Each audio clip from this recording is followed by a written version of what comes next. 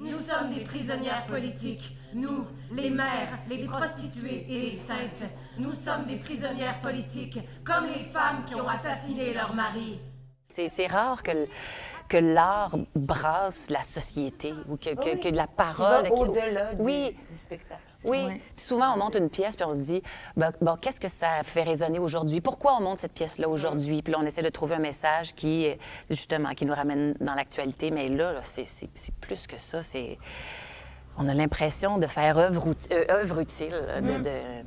Oui, c'est ça, d'être importante dans le discours ambiant. Dans le fond, c'est quoi la grande question du show? C'est qu'est-ce que la féminité? Qu'est-ce qu'être femme?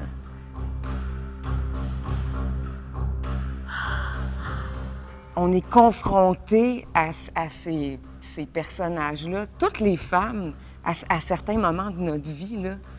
Moi, j'ai été confrontée à la guidoune, à la maman, puis à la sainte, là, intensément, à plein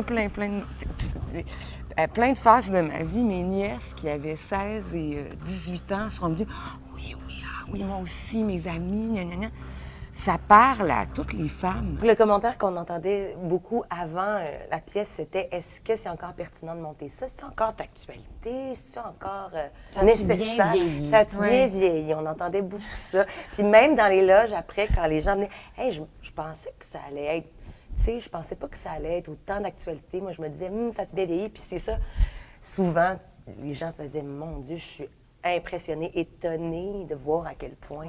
Certains même qui disaient « Je suis venue à reculons, ça me tentait plus ou moins. J'accompagnais quelqu'un. » Puis ils viennent nous voir après pour me dire « J'ai adoré ça. J'ai trouvé ça formidable. » En même temps... Malheureusement, j'ai trouvé ça bouleversant formidable. d'actualité, Oui. malheureusement. Là. Puis moi, j'ai eu beaucoup de monde qui sont venus me voir bouleversée, les yeux pleins d'eau, qui avaient de la misère à parler. Des femmes et des hommes, là. Oui. Tu sais, puis qui disaient « OK, il va falloir qu'on en parle. »